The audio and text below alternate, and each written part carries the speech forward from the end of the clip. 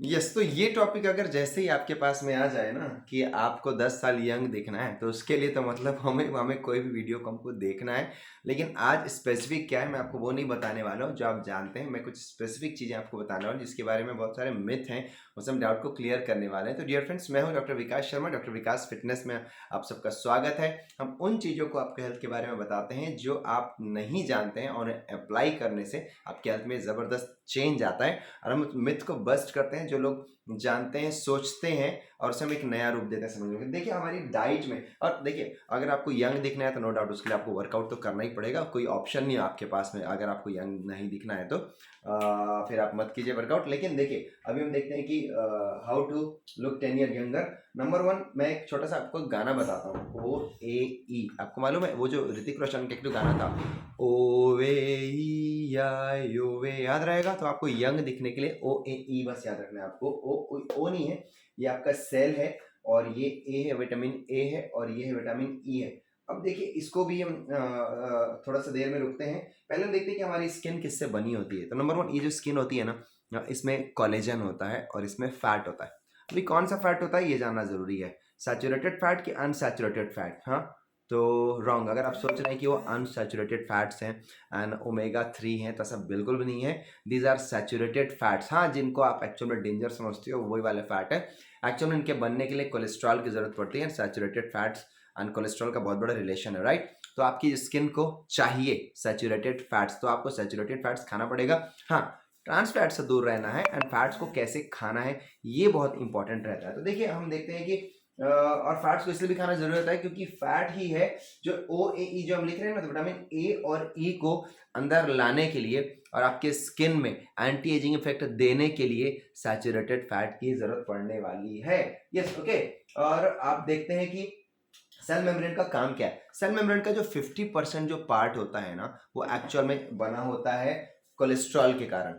तो कोलेस्ट्रॉल तो तभी आ पाएगा ना, तो हर कोलेस्ट्रॉल बैड नहीं होता। बॉडी में ऐसे भी HDL और LDL के अगर रेशियो को देखा जाए तो LDL 3 टाइम्स ज़्यादा होता है। तो ऑब्वियसली LDL आपको चाहिए, मीन्स लो डेंसिटी लिपोप्रोटीन्स आपको चाहिए आपकी स्किन को हेल्दी रखने के लिए। तो हम इसके लिए सेल मेम्ब्रेन के साथ इसका और काम होता है हार्मोन्स को बनाने का काम। सेल मेम्ब्रेन को बनाने वाले जो हार्मोन्स होते हैं ना, उनके लिए भी आपको फैट्स की जरूरत पड़ती है। इसके अलावा लिवर के जरिए जो बाइल सिक्रेट होता है, तो बाइल के लिए भी हमें जरूरत पड़ती है फैट्स की। ओके, गॉल ब्लैडर, अब मालूम है आपको लिवर गॉल ब्लैडर बहुत ज्यादा अंदर जाने की जरूरत नहीं है, क्या काम करते हैं।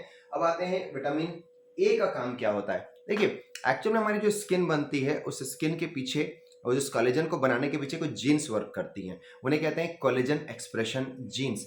एंड कोलेजन एक्सप्रेशन जीन को वर्क करने के लिए, उन्हें मेच्योर करने के लिए जरूरत पड़ती है विटामिन ए की। तो अगर आपकी बॉडी में विटामिन ए नहीं जाएगा तो जीन वर्क नहीं कर पाएगी, कोलेजन सिंथेसाइज नहीं हो पाएगा और विटामिन ए खुद जब तक फैट नहीं हो तब तक विटामिन ए नहीं आएगा। तो फैट चाहिए, ए चाहिए, जीन अपने आप कोलेजन बनाएंगे एंड कोलेजन और फैट आपकी स्किन को यंग दिखाने में मदद करेंगे। तो विटामिन ए के लिए आपको गुड सोर्स आपके लिए क्या हो सकते हैं, आपके लिए बीटा कैरोटीन आने के लिए सोर्स है गुड सोर्स एग। तो बॉस एग खाना चाहिए। अगर मैं एग के कोलेस्ट्रॉल की बात करूं तो एक एग जो होता है आपके दिन भर के कोलेस्ट्रॉल का 62% कोलेस्ट्रॉल आपको दे देता है, जितना आपको पर डे की डाइट में चाहिए। तो यस, एक एग, फुल एग खाना आपके लिए बहुत हेल्दी होता है एंड यस, बहुत मजा आता है। दोपहर की डाइट में आप जरूर एक ऐड कीजिए।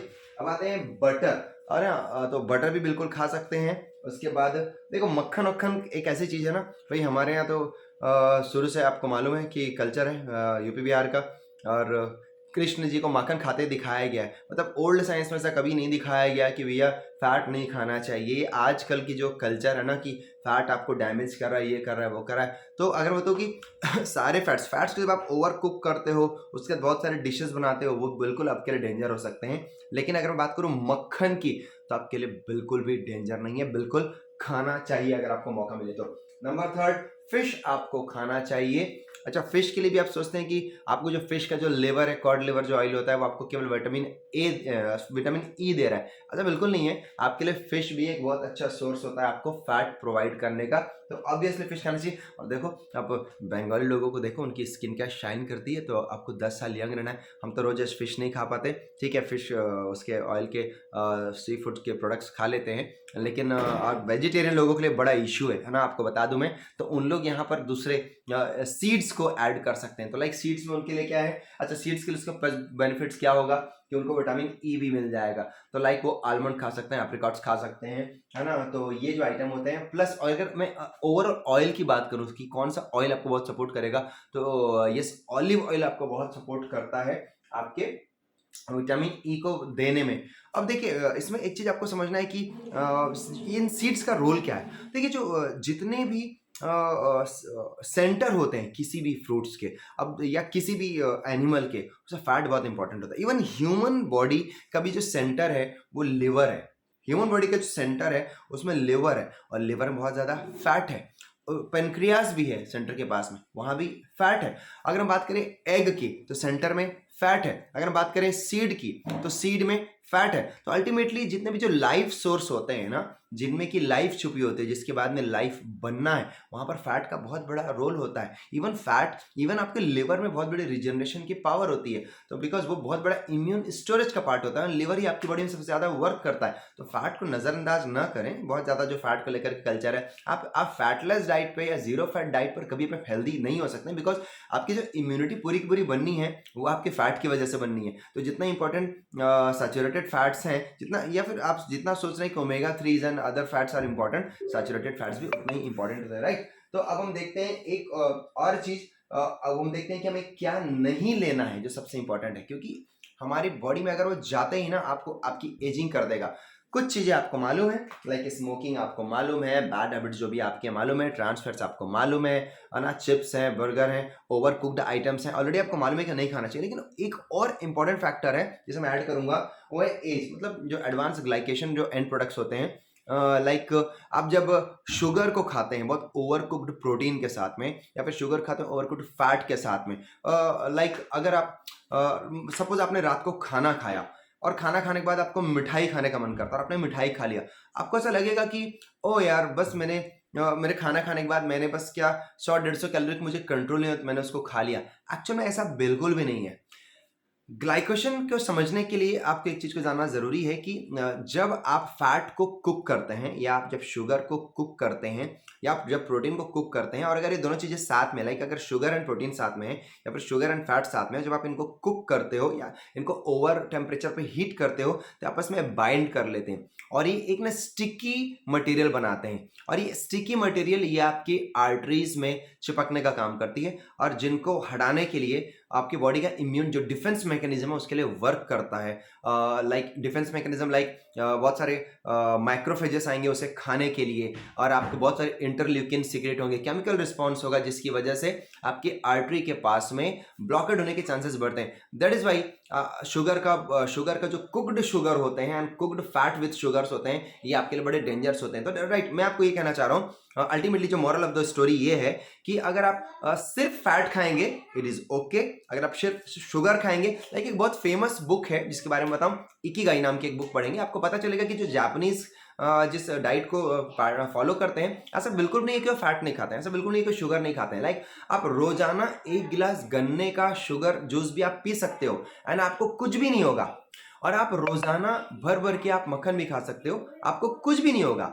लेकिन अगर आपकी डाइट में शुगर कुक्ड फॉर्म में एंड फैट कुक्ड फॉर्म में एंड प्रोटीन्स कुक्ड फॉर्म में अगर एक दूसरे के साथ में आए, तो इससे जो स्टिकी जो प्रोटीन बनता है ये आपके आर्टरी के लिए सबसे ज्यादा डेंजर होता है। तो बहुत ध्यान दीजिए, हमारी पूरी बॉडी में जो एंड जो एरिया होती है वो हमारी स्किन होती है। लाइक अगर हम खाना यहाँ खाते हैं तो यहाँ से इसका जो भी सर्कुलेशन पार्ट है पूरा पूरा आपके बाहर की ओर है, आपके स्किन एरिया में। तो अगर आपके स्किन के अंदर की भी अगर आप देखें कि वहां पर अगर जो आर्टरीज हैं और वहां पर जो स्ट्रक्चरल चीज़ें हैं, जहाँ पर अगर शुगर स्टिकी फॉर्म में अगर डिपॉजिट हो तो ये आपकी स्किन को डैमेज करने में बहुत हेल्प करता है, और यही आगे आगे चल कर के कार्डियोवास्कुलर डिजीज, डायबिटीज होना, कैंसर होना और अल्जाइमर होना, ऐसे बहुत सारे डिजीज में सपोर्ट करता है। तो अल्टीमेटली ये सारी चीजें अगर आपको समझ में आ रही है, ध्यान से देखेंगे, OAE, so this is cell membrane, this is for genes expression, collagen expression gene, vitamin A, vitamin E के लिए आपको चाहिए। अच्छा, विटामिन ई की और खास क्या है, वो पिट्यूटरी को बहुत स्ट्रांग करता है। तो आपके पिट्यूटरी का काम होता है ग्रोथ हार्मोन्स देना, एंटी एजिंग इफेक्ट को देना, एंड पिट्यूटरी को सपोर्ट कर रहा है, वो एंटी स्कारिंग इफेक्ट देता है आपको। तो vitamin E nuts and seeds के जरिए आपको मिल जाते हैं, और आपको फिश के जरिए मिलते हैं। विटामिन ए आपको एग बटर से मिल रहा है। तो सारी चीजें अगर आप फॉलो करें, समझें बहुत ध्यान से, और खाने के पैटर्न को, कब शुगर लेना है, कब फैट लेना है, कभी इन्हें ब्रेक करके लेना है, ओवरकोट फॉर्म में नहीं लेना है, रात को खाते समय क्या ध्यान देना है, अगर आप इसको समझेंगे तो डेफिनेटली, और इसको फॉलो करता हूँ मैं, बहुत मजा आता है। मैं चाहूंगा कि आप भी इसको फॉलो करो और देखो इसका रिजल्ट। और इसके साथ में एक चीज कहूंगा कि अगर आपको वर्कआउट नहीं करेंगे या तो आप अपनी स्किन को और हेल्दी नहीं रख पाएंगे, तो इसके साथ में वर्कआउट करना बहुत इंपॉर्टेंट है।